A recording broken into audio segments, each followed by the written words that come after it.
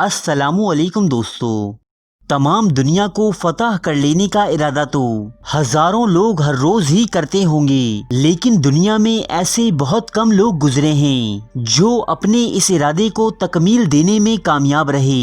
ایسا ہی ایک بہادر شخص امیر تیمور نام کا بھی گزرا ہے، جس نے مشرق و مغرب میں اپنی فتوحات کے جھنڈے گاڑ دیے۔ سلطنت دہلی سے لے کر سلطنت عثمانیہ تک سب کو پے در پہ شکستوں سے دوچار کیا، لیکن مورخین آج بھی اس بات کا فیصلہ کرنے سے معذور نظر آتے ہیں کہ امیر تیمور کی فتوحات زیادہ بڑی تھیں یا اس کی جانب سے ڈھائے گئے مظالم کی داستانیں۔ امیر تیمور کا ایک لقب دی ارتھ شیکر یعنی دنیا کو ہلا ڈالنے والا بھی ہے۔ وہ اس لیے کہ امیر تیمور کا لشکر جہاں جہاں سے گزرتا وہ جگہیں ویرانوں میں تبدیل ہو جایا کرتی، چاہے وہ بڑے بڑے شہر ہوں یا لہلہاتے کھیت کھلیان، وہ سب کو نیست و نابود کر دیتا۔ آج ہم اپنے ناظرین کو اسی ظالم بادشاہ امیر تیمور کے قہر اور غضبناکی کا ایک واقعہ سنانے والے ہیں۔ یہ واقعہ جہاں امیر تیمور کی سنگدلی اور سفاکیت بیان کرتا ہے، وہیں اس کے ذریعے ہمیں یہ بھی معلوم ہوتا ہے کہ تیمور کے دل میں اہل بیت کی محبت کس قدر پنہاں تھی۔ یہ واقعہ کچھ یوں ہے کہ جب امیر تیمور نے ملک شام پر قبضہ کیا تو محب اہل بیت ہونے کی وجہ سے اس کا دل شام کے لوگوں کے لیے نفرت، عداوت اور بیزاری سے لبریز تھا۔ تیمور نے شام کے بڑے بڑے لوگوں کی گردنوں کو توڑا، ان کے سروں کو نیچا کیا اور اہل شام پر بے پناہ مظالم ڈھائے، یہاں تک کہ شام کے صاحب عقل لوگوں نے محسوس کیا کہ تیمور کا یہ سخت رویہ اس کی کسی خاص عداوت کی وجہ سے ہے۔ چنانچہ ان لوگوں نے ہر ممکن کوششیں کی کہ تیمور کا غصہ کسی طرح کم ہو جائے۔ زر و جواہرات سے لے کر نادر و نایاب کتابیں تک اسے بطور رشوت پیش کی گئیں، مگر تیمور کا دل اہل شام کی جانب نرم نہ ہوا۔ آخر میں ملک شام کے اشرافیہ نے یہ طے کیا کہ اگر کسی طرح تیمور سے ہماری قرابت پیدا ہو جائے تو شاید اس کی یہ کیفیت بدل جائے۔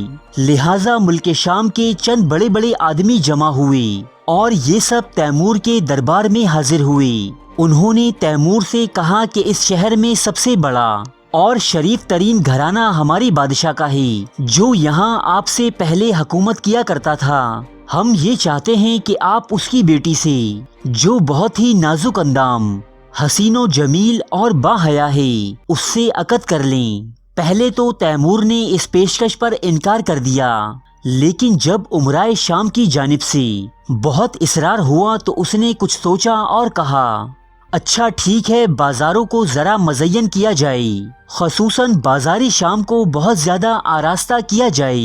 اس کے بعد امیر تیمور نے سامان عروسی منگوا کر حکم دیا کہ اس شہزادی کو حمام بھیجو تاکہ وہ شادی سے پہلے اچھی طرح غسل کر لے۔ پھر تیمور نے اپنے ایک ملازم کو حکم دیا کہ ایک لاغر سا اونٹ اس حمام کے دروازے پر لے جاؤ جہاں وہ شہزادی نہا رہی ہے، اور جس وقت وہ نکلے تو اس لڑکی کو اس اونٹ پر بے لباس سوار کرو اور بازاروں سے گزارو۔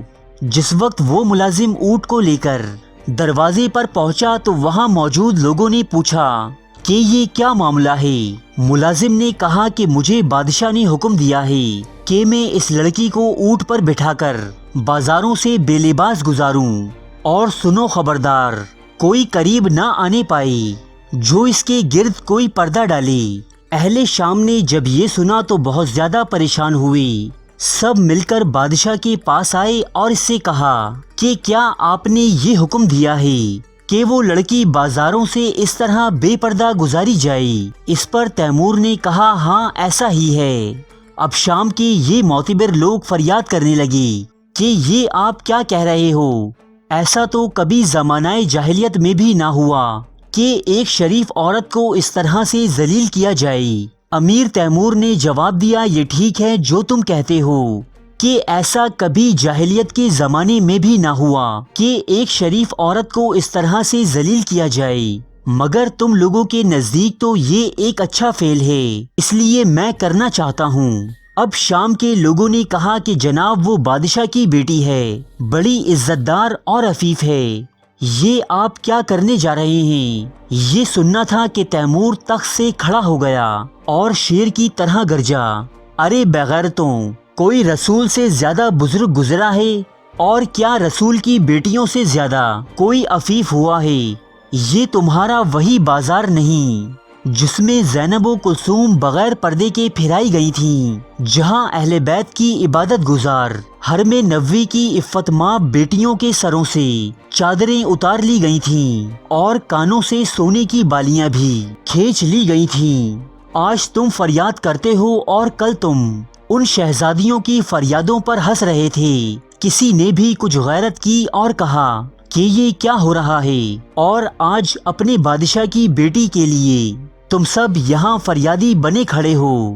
پھر امیر تیمور نے اسی وقت اپنے ملازمین کو روانہ کیا اور شام کی شہزادی کو سرے بازار رسوا ہونے سے روک دیا گیا۔ ارے فرینڈز، ایک منٹ، آپ ایسے ہی جا رہے ہیں؟ اتنی محنت سے ویڈیو بنائی ہے، ایک لائک تو بنتا ہے نا؟ اور دوسرا یہ کہ آپ ہمیں اتنی بڑی دنیا میں دوبارہ کیسے ڈھونڈیں گے؟ تو اس کا حل یہ ہے کہ آپ ہمارے چینل کو سبسکرائب کر لیجئے اور اس بیل کے آئیکن کو کلک کر دیجئے۔ اس طرح ہمارے آنے والی تمام ویڈیوز آپ تک پہنچتی رہیں گی۔ ارے ڈریے مت، یہ بالکل فری ہے۔